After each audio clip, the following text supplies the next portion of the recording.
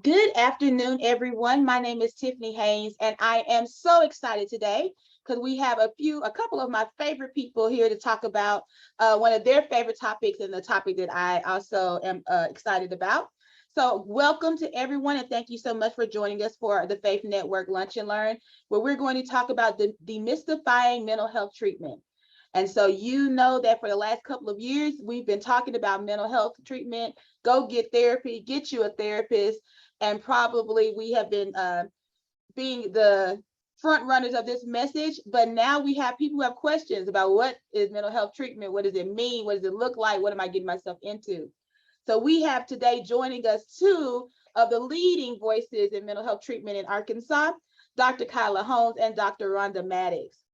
I'm going to start off by reading their bios, but this in no way encompasses all that they are and who they are in the state. So I encourage you to get to know more about these ladies as we continue. I will start with Dr. Holmes. Dr. Kyla Holmes received her PhD in clinical psychology from the University of Alabama, Tuscaloosa, with a specialized concentration in children. She is the owner of Shalom Wellness Services, LLC, and provides therapy services to individuals aged 6 to 25. She is also the founder of Birthing the Gifts, a nonprofit organization that promotes the social emotional wellness of youth and families while providing a safe and compassionate space to grow and develop their God-given gifts through educational retreats, resources, and community events. Dr. Holmes has an interest in the intersection of mental health and faith, and she also works with senior leaders and teaching staff at early childhood education programs to assist with creating a trauma-informed system. Dr. Holmes is committed to professional service through leadership roles in national and state level psychology organizations, such as the Society for Clinical Child and Adolescent Psychology, Diversity Committee, the Arkansas Psychological Association, and the Arkansas Association for Black Psychology Professionals. So that is a little bit about Dr. Holmes. And now I'm going to move to Dr. Maddox, who I told her ahead of time I was going to give her a good old church introduction because I'm making it up on the fly. But Dr. Maddox is a board certified physician with 2 decades of experience in direct patient care. She is a member of the American Board of Psychiatry and Neurology and serves as an integrated behavioral health psychiatrist and mental health consultant to primary care providers. She is also the current president of the Arkansas Medical, Dental, and Pharmaceutical Association. Dr. Maddox specializes in helping people rise, shine, and transform after a fall. Although it's tempting to ruminate and retreat after life's great disappointments, Dr. Maddox helps you get off the sidelines and back into the game of life. Dr. Maddox is a trusted voice in media and mental health, and she has been called one of the media's favorite go-to experts and one of the nation's most respected policy advisors and industry leaders in psychiatry. And one thing I will add to both of these bios that these 2 ladies are part of my squad. So today, even more so than hearing an educational presentation, you're going to be invited into our living room and to hear some of the conversations that we have on a weekly basis. So now that we have introduced you guys, I'm going to jump right in to our first questions.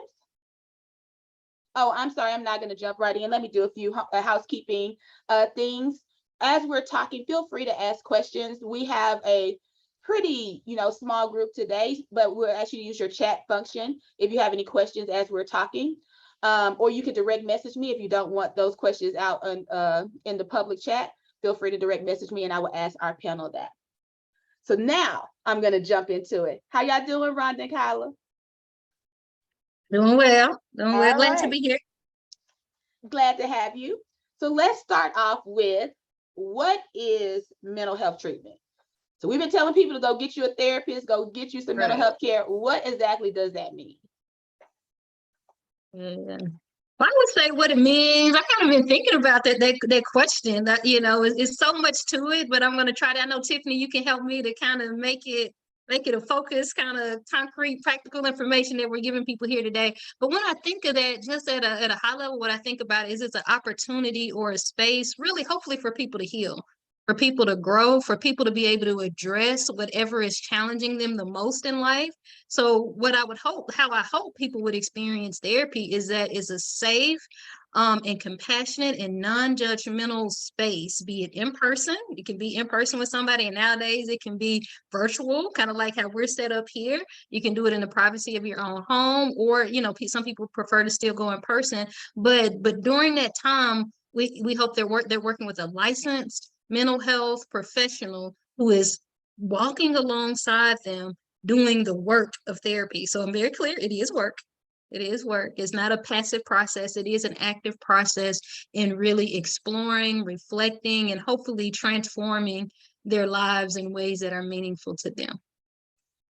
I will echo what she said as it relates to that and add, I like what you said with licensed, because many times in this stage, we will hear people talking about talking to their friends, talking to their pastors, talking to their peer leaders. And many times the individuals that they are speaking with are not licensed. And so that means that they're not regulated. When you invest in yourself by investing in mental health professionals, you are investing in people who have training, who have expertise, and who have a set of guidelines that they must adhere to. Meaning, if you invest in yourself with one of us, then we are bound by HIPAA, and we have to protect your confidentiality unless you are threatening to hurt yourself or threatening to hurt someone else, perhaps abusing elderly.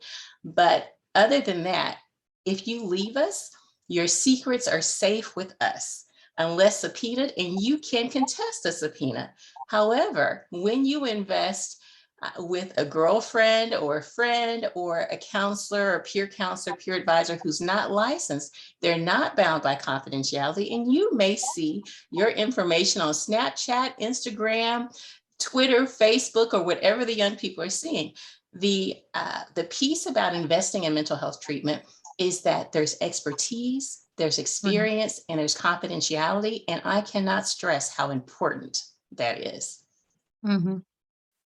I like what both of you said. I just want to highlight a couple of things that I heard that I said, ooh, I heard a space for healing. And so that's so important, because that's really what that therapeutic alliance provides for you, but also that it's work. So your healing is going to take some work, and it should take some investment. So be ready to work and invest in your own healing. So I love how you guys put that together and just detail what mental health treatment is. So now, when I said your bios, I talked about Kyla being a clinical psychologist, and Rhonda being a psychiatrist, and then we hear about social workers, and we hear about all different types of providers. So what's the difference here? What do I go to see a psychologist for? What do I go see? Why wouldn't would I come to y'all? Just tell us. Yeah. Well, I would just say, I would think all of the disciplines that you mentioned, a psychologist, a psychiatrist, a licensed professional counselor, a social worker, I don't want to miss anybody, but there are different fields out there and disciplines that can provide the professional, confidential, private space for therapy. When you're doing the work, that's usually, maybe people refer to it as talk therapy, where you're working to build skills, and you may meet with this person weekly or every other week. One unique thing that maybe somebody would come to a psychologist for is if they need or desire psychological testing.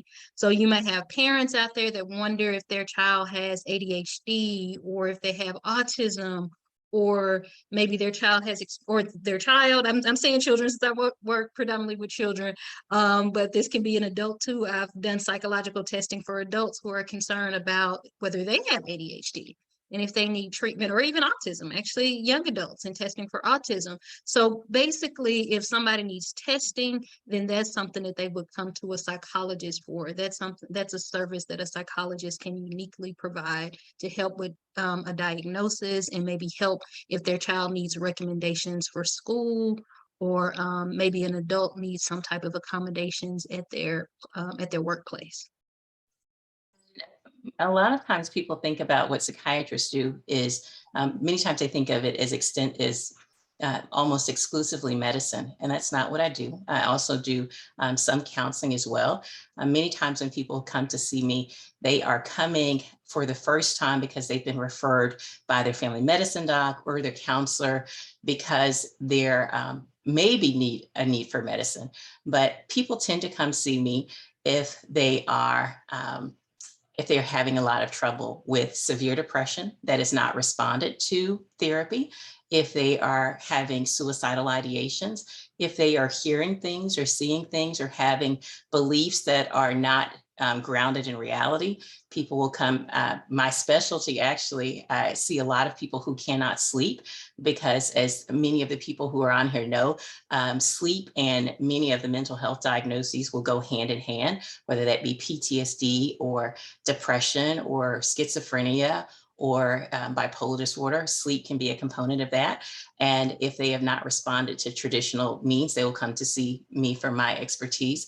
Believe it or not, I also deal in intimacy, sexual intimacy, those kinds of things, because if you have mental health diagnoses, sometimes the medications that that you are prescribed by your psychiatrist or your family medicine doc can impact your ability to be sexually or physically intimate with your partner, or physically or emotionally intimate with your partner. So people come to us for relationships as well. For the most part, people tend to think medications, but that's not exclusively what we do.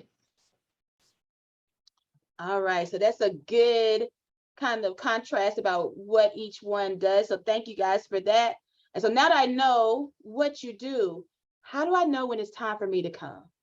So that's the biggest question I feel like we get from community is, you've been talking about therapy, but how do I know I really need it? Or how do I know I really need to come see a mental health professional?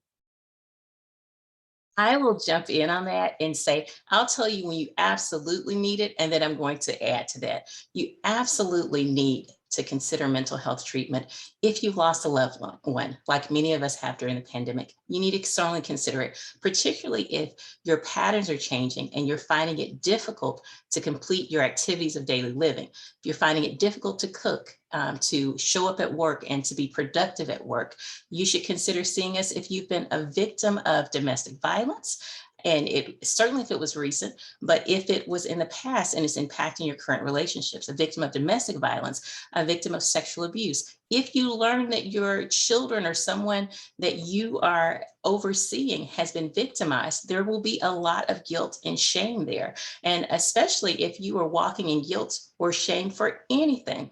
Sometimes we think of abuse as physically abusive, but you can be in relationships that are emotionally manipulative and abusive and find yourself stuck.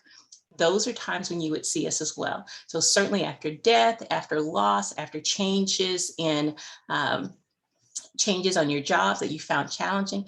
I personally have encouraged all of my friends during the pandemic to visit a mental health professional, and in part because many of my quote strong friends, superwoman friends that people fall back on have their own losses, and the people they would normally fall back on, me or their strong friends, all of us were going through something. All of us had our losses. All of us were having our challenges at work, and we were emotionally spent. We didn't have the emotional reserves. And so our superwoman and superman capes were burned, and we just didn't have time for it. I encourage them to see someone before they hit rock bottom, because I think it's important for you to choose a person that you are fit, that you are compatible with when you are in a right, healthier state of mind. Many times people are thrown into relationships with their mental health professionals when they are at rock bottom, when their patterns are bizarre. And so the person is working with them from a state of survival, and they don't realize what their healthy space is versus where they are now. And it can really kind of cause conflict. So I noticed that Dr. Griffin is on the line. I frequently refer to her and some of the other professionals, Dr. Holmes, who are on the line for those reasons. But my thinking is, go before you hit rock bottom. We don't teach people to go get cancer treatment at stage 4 when it's spread everywhere. We want them to go early when it's perhaps preventable, so you can get early detection, or when it's in stage 1. Likewise, in mental health, we want you to do that earlier before it costs you your reputation, before it costs you your livelihood. Woo, so that she put a lot in that. She packed a lot in there. Kyle, you got something to add? Well, I just kind of want to ditto a lot of what Dr. Maddox was saying. I love what she's saying about, I think we definitely know we need to go when there are safety concerns, when it's at a point where it's getting in the way of our ability to function. I would say our ability as adults, but certainly if we notice that with any of the children, their grades start to drop significantly. We notice that they're, using substances, that they're not able to make friends, or they're losing a lot of their friends. When it's any substantial change in anything, even with our teenagers, and we think, oh, it's normal that they're in their rooms, they're withdrawn, maybe to a level, but if we notice that they're not even engaging with family at all, right, or with friends, I think, noticing those changes in our teenagers as well.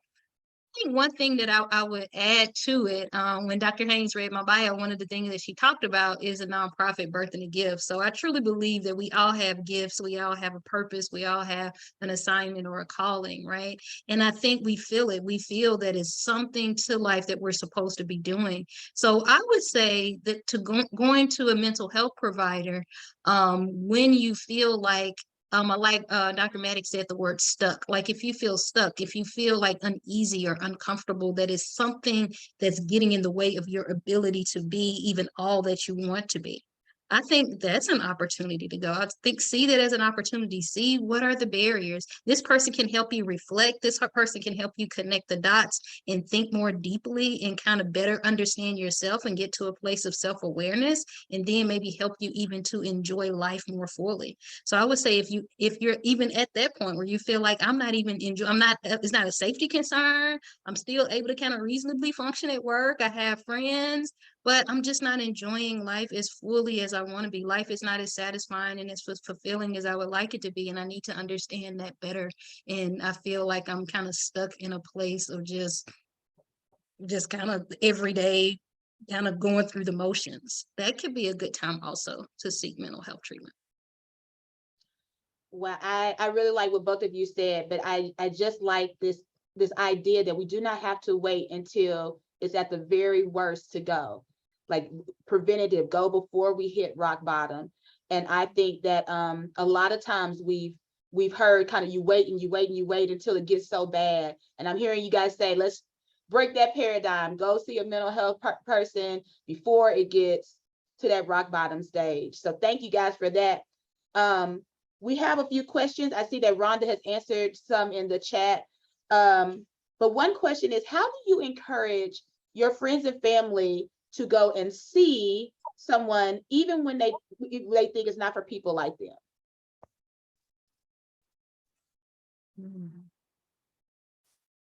That is a great question. And Yeah. I'll start with what I do. Many times I'm listening to what their pain points are. And let me start with what not to do. Don't start with, we need to talk, because automatically that puts them on the defensive. Don't start with, you need to, because automatically that puts them on the defensive and they can't hear you. But when you're listening to pain points, sometimes I will share the fact that I have seen a psychiatrist or a therapist at different points of my life. I've also invested in coaching, and I approach it as an investment in them. So if I'm listening to someone and they are complaining about not being able to sleep, even if I think they have bipolar disorder, I don't start with, I think you have bipolar disorder, you need to see somebody. I'll start with, sleeping can, not sleeping can be really dangerous and can put you at risk for having car accidents or whatever. Perhaps you should see your primary care doc and talk to them about that. And if you don't get the right help, maybe you want to see a psychiatrist, but I'll start from the places that they see as problems, because many times we'll see something as a problem, but to them, this is just, regular run of the mill. So listen to what they see as a problem and then encourage them. Now, I will also, when I needed mental health treatment after my mom's death, I did not, as a person of faith, think I needed mental health treatment. I had very stigmatizing beliefs about not needing it and thinking that I only need God. So I certainly relate to the people who think I just need Jesus. I don't need anybody, da, da, da, da, da. And I will even share the story of me not having any insight to how poorly I was doing, but the people around me seeing where I was. And even someone, literally driving me to the appointment, because even though they made the appointment, I wasn't intending to come. So sometimes, depending on the level of knowledge that I have of the person, I may share my personal stories with them, but certainly just saying, you seem to be having a tough time. Is there anything I can do to help? And really kind of using my relationship. Now, I don't just say this to everybody. I think it's important, particularly if it's not serious, for you to be invited into spaces. But once the door opens, and when I say invited, I don't mean, what I mean is if they are sharing with you a personal nugget, you might say, just offer them that help. And I gift journals all the time for people who aren't ready. Mhm. Absolutely. I like how Rhonda, you're talking about like being in that position of listening. I do think that's what people need, and hopefully we can just meet them where they are and come from a heart position of compassion, and that I just want to seek to understand, and I'm not going to act like I know everything. So even as a mental health provider, when I'm thinking in my mind like they could really benefit from X, Y, and Z, I still try to stay in a place of humility and know like I don't know everything, and I really don't know exactly what they need right now.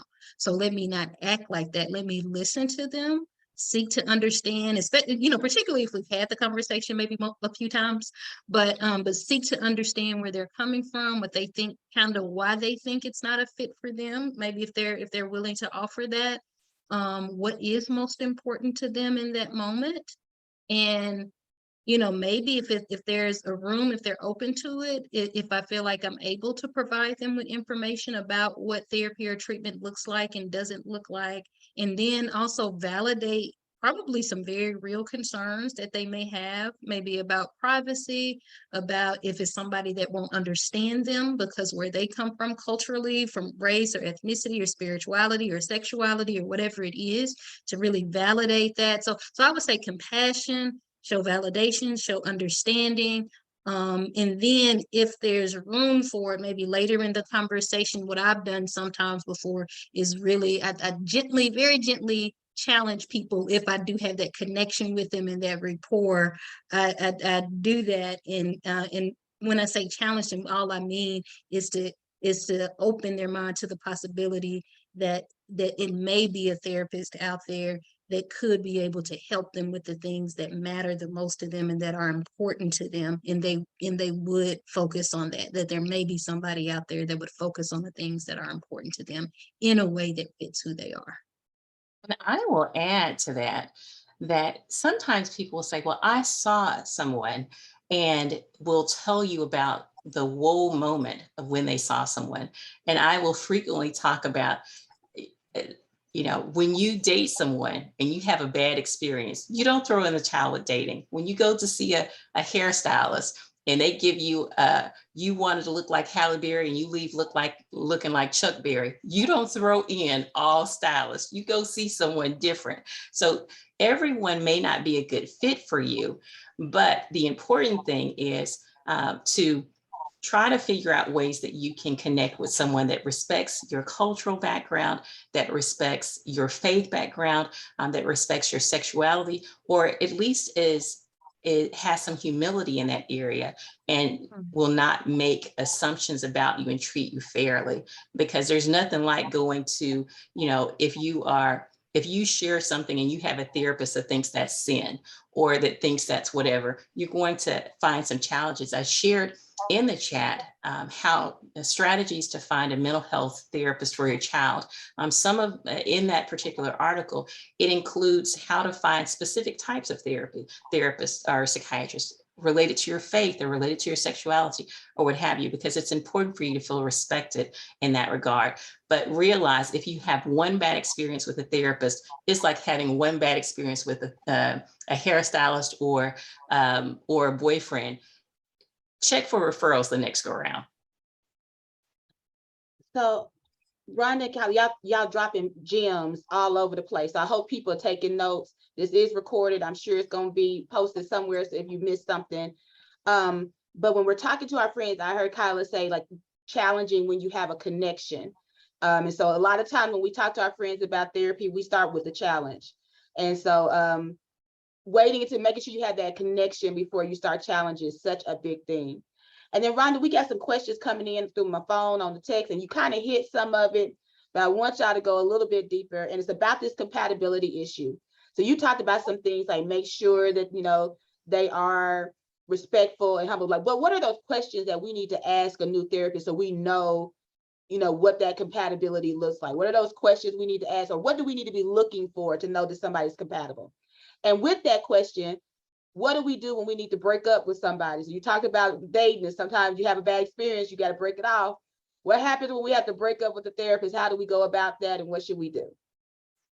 I'll say, I'm not sure if I remember all of your questions, but I'll start with what to do when you need to break it off. And I am not just a dispenser of therapy and mental health. I am also a recipient and a consumer of it as well.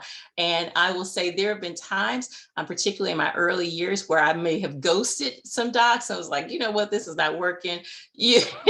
We're not compatible. And I just didn't go back anymore. I didn't schedule an appointment. And I have now learned that whenever I had particularly difficult, tearful situations, I didn't want to go back and see them anymore, maybe because I was embarrassed or whatever. So with that, you know, I will say, if many times you're fragile when you're going to therapy. And so you are afraid of being beat up or whatever. Give them an opportunity to say, you know, I felt misheard. I felt misunderstood when I said this. This is what I meant. Based on your face, I felt like you were da da da da da, because sometimes you can misinterpret something. I went to work sick one day and a patient thought that I was judging her, and I didn't remember any of what she was talking about. I was just trying to write her script and get her out of there because I was sick and I really couldn't talk. I was writing my questions down, but she interpreted me not following up with her as thinking she was not good enough. So you can sometimes misinterpret the facial expressions of the people that you're working with. And if you have worked with them, and I would say give them the benefit of the doubt, because it's hard to start over. And then you got to tell them everything. You feel like you need to take a PowerPoint so you can get them up to date. So invest in it and have a conversation. I've heard so many horror stories, you know, about people who were mismatched. And what I will say is, I had a friend who used to be a hot mess and now she was really healthy. And based on how well she was doing, I wanted to know who her psychiatrist was, because I thought I need to send people her way. So find out, read their reviews online, read their, you know, talk with your family doctor or people that you trust who have done therapy, and get recommendations that way. Tiffany, what was the first part of your question? When we're trying to discover that compatibility, so you're talking about some of those strategies, but are there questions we need to ask our mental health provider to determine if they're compatible? I have been asked if I'm Christian. I will tell you that I was taught when in training to answer that question with a statement and a question, which is, you know, why is that concerning for you? Do you think, you know, basically, you know, why is that an issue for you? Do you think I can't give you compassionate care if I don't share your faith? And then to let them know that regardless of my faith, I will be, you know, will be respectful and that kind of stuff. So we were brought up not to share certain things. I personally, you know, sometimes will share, and there are conclusions you can draw from me about what's in my office. The other piece is we're in such a social age. You can Google their name and probably find their social media page and all that stuff. You know, I'm not friends with any of my patients, at least I don't think that I am. So you can do those things and see if, you know, if you're a stout Christian and you check out their page and they have lots of alcohol and things that you find inappropriate because of who you are, then you can go a different way. But the questions I would ask are the things that are important to me. Have you ever worked with, have you worked extensively with trauma survivors? Have you worked extensively with domestic abuse? Whatever it is that your issue is, you might ask if they've worked with that before, how comfortable they are doing that. Are they new to the game or what have you? I mean, maybe not say, are you new to the game, but you get what I'm saying. Yeah. Yeah, or I mean, or I think they can, in whatever way they feel comfortable. And I let people know they are consumers of a service, you know, so I want them to feel comfortable asking whatever question, because they are investing, like we've talked about, and it's an investment of time, money, and energy. Right. So I think whatever question they have, you know, then it's up to the provider to decide how to answer that or whether to answer that. But I would agree to ask about their experience and even ask about how they approach it. Like, what's their approach? What can you expect? So maybe asking them, what can you expect in terms of frequency of sessions? And again, nowadays, since you can do in person or do what they'll call telehealth, but that just means virtually, you know, over your computer, or your device or phone, you know, asking them that, what can I expect? How do sessions really go? Is it any way that I need to prepare for sessions? Do you give homework or practice assignments? You know, so those are the kinds of things where you can ask them, what can I expect? How would I know that progress is being made? Some people actually talk about how they measure progress, how they measure outcomes, and what you should expect to see after a period of time. So those can be some questions. You could ask them, is it anything that I can do to make this go kind of more smoothly or go better, or that kind of thing, especially as you can do that as an individual, but if you're a parent or a caregiver taking a child, those are questions that you could ask. Even the parent could ask the question on behalf of the child. I've had parents asking me that before numerous times. Is it anything that I can do in between sessions? You know, how do you involve the parent in the sessions? So anything that you're wondering about, even their hours, like, do you meet on weekends or do you meet after work hours? Any questions that would be, and know that you have the right and the permission to ask those questions. That person, even if they don't quite know the answer, they can try and then say, you know what, that's a good question. Let me think about that and come back to you. So that's what I would say. Those are just some initial questions. Yes. You're on mute, Dr. Haynes. Yeah. Let's say now that we've gotten this information, we've found somebody who's compatible. How do we get prepared for that first visit? What do we need to do so that we are ready when we walk in, and what can we expect? For my visits, I can tell you the thing that I would love for you to have is the information about previous treatment that you've had and with whom and where they're located, because we're going to many times request your medical records from those other sites. If you've been on medications, it is so helpful for you to check with the pharmacy and say, hey, can you print off a list of my meds? If you're going to tell, particularly if you're going to say the green pill, the triangle pill, the diagonal pill, the purple pill, there are billions of pills in the world, I suspect. And when you tell me the green pill that's triangular, I have no idea whatsoever what you're talking about. So for me, as a psychiatrist, it's certainly helpful if you come in with the names of the treatment providers that you've had and your agenda.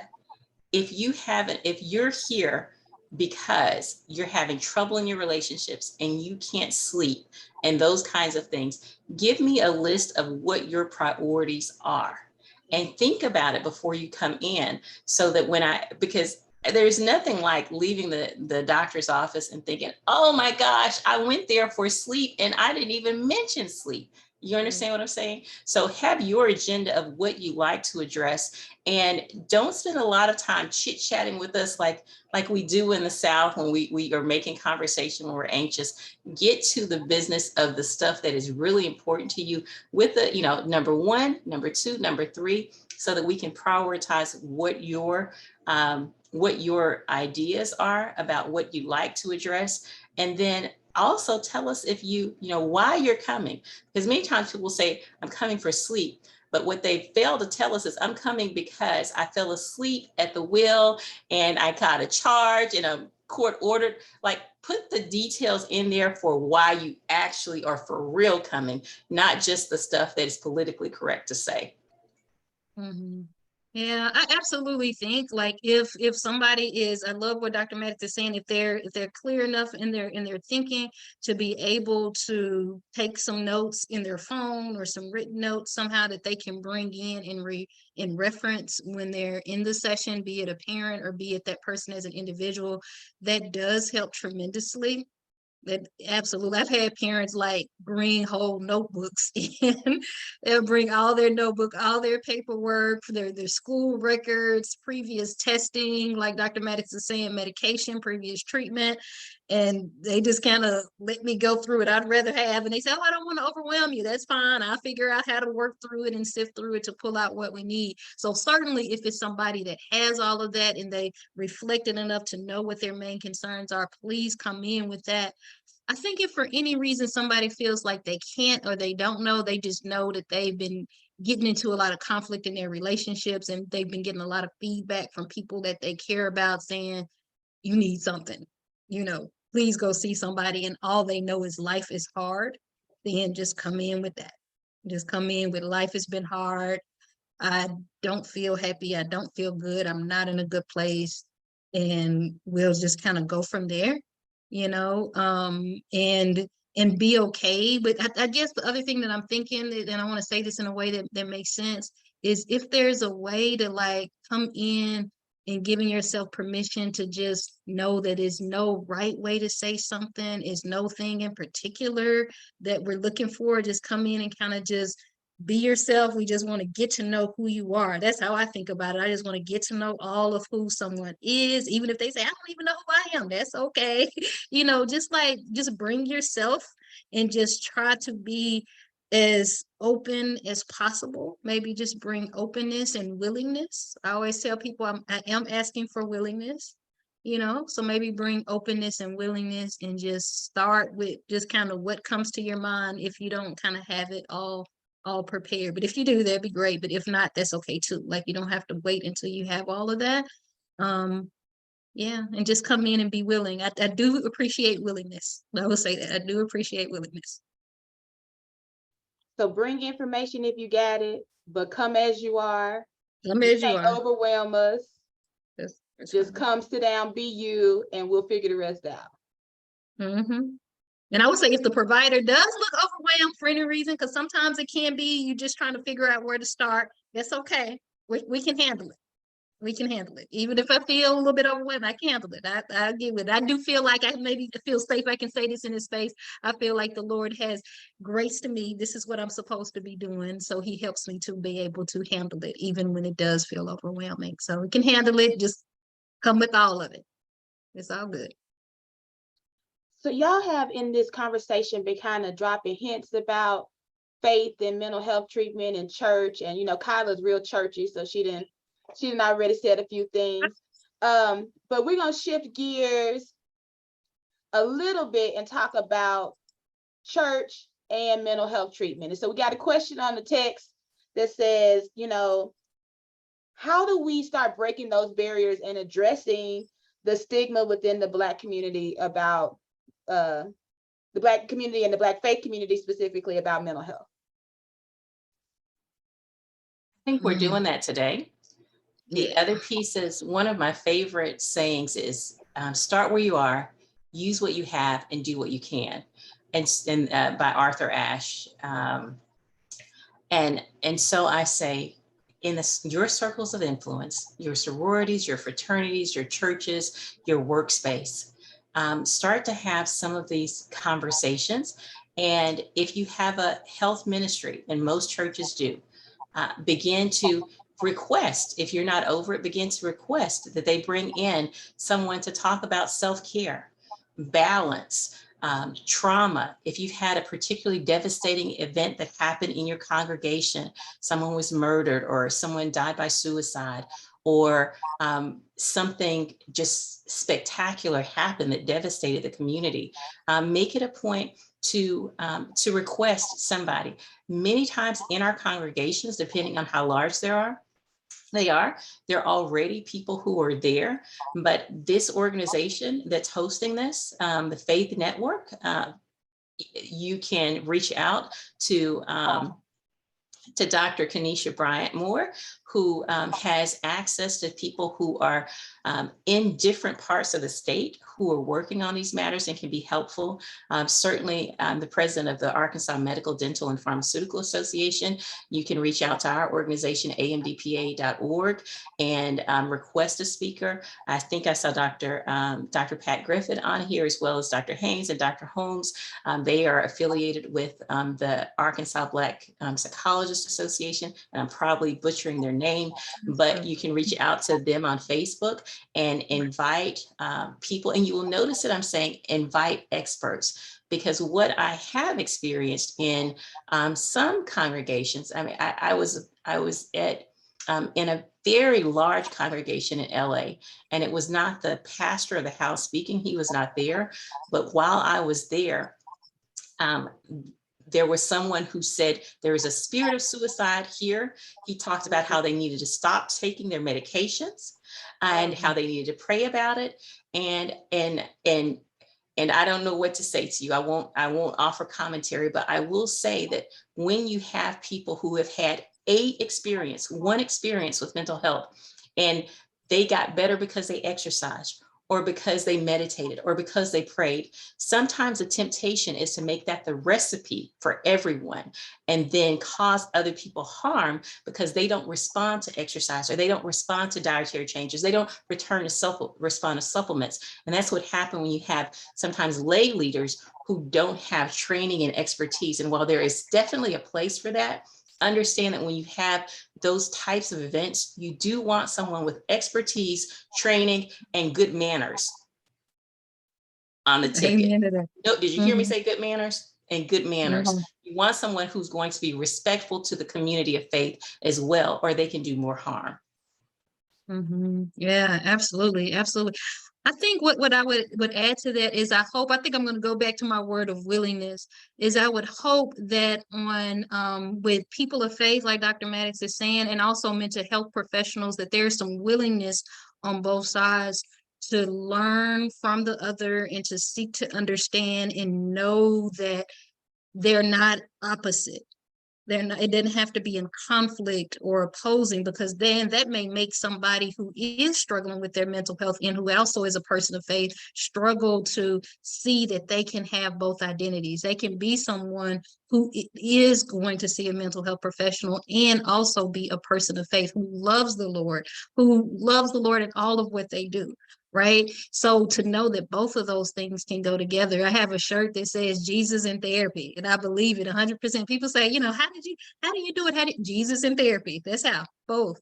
Absolutely. So I would say if mental health professionals can realize that, and also raise awareness to how in the therapy session, if somebody comes in who is a person of faith, that their faith is important to them and they want to integrate that into the session, to be aware that that can happen. So that's also a way to make sure that it's a fit.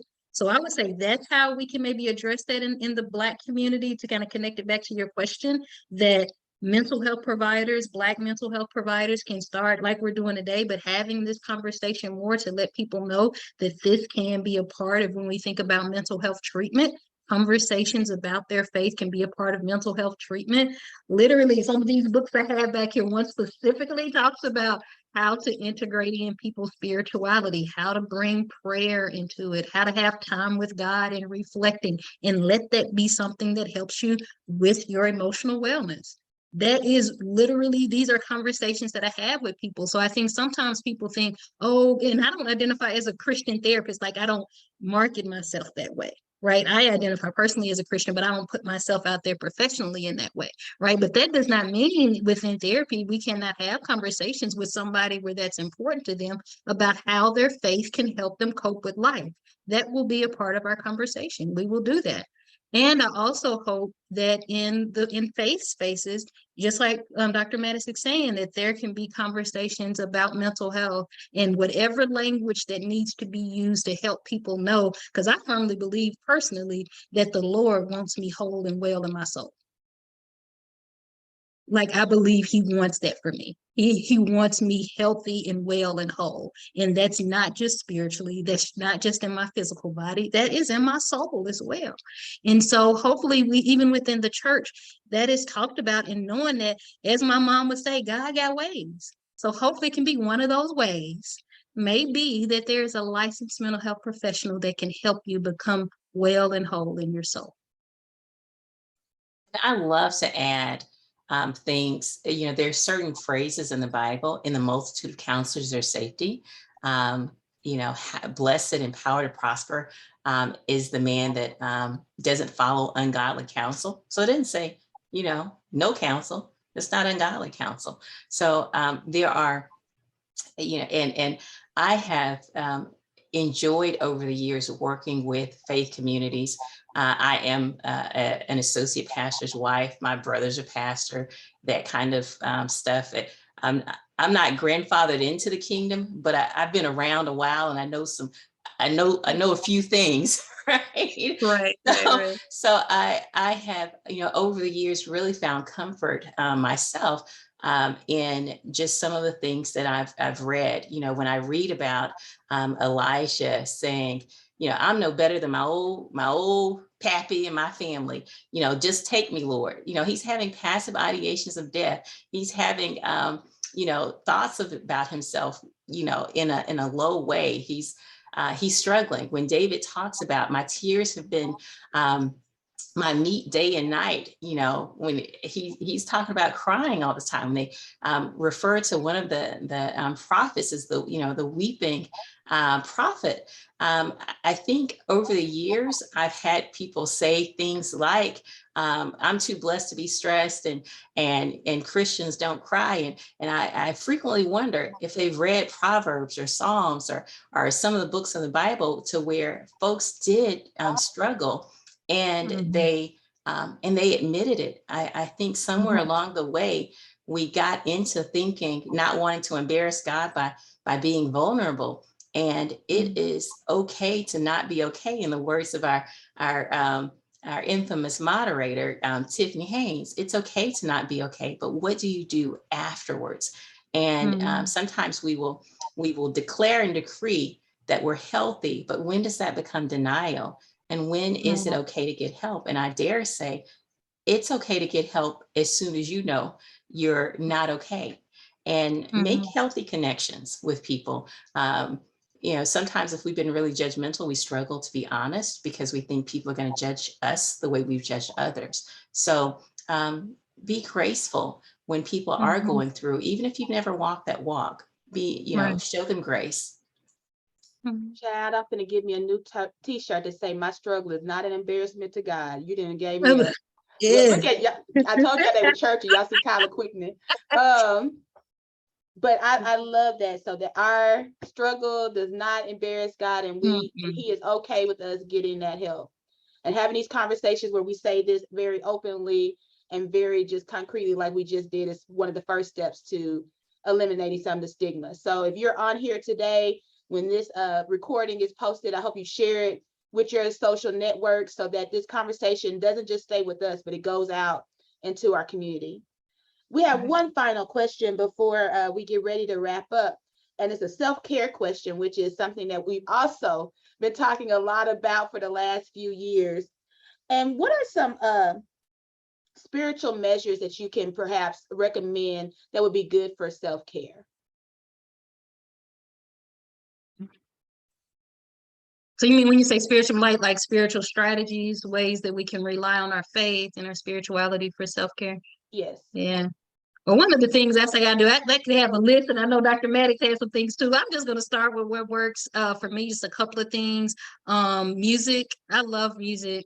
So like, to me, praise and worship, when I get up in the morning, I encourage others to do this as well. Like if this is something that's helpful to them, is that's a time to spend with God. That's a time to, through the lyrics, through the instruments, to just really focus on that. And to me, it helps to bring your mind to a place of, if I could put it this way, like praising God for who he is and all that he is in your life.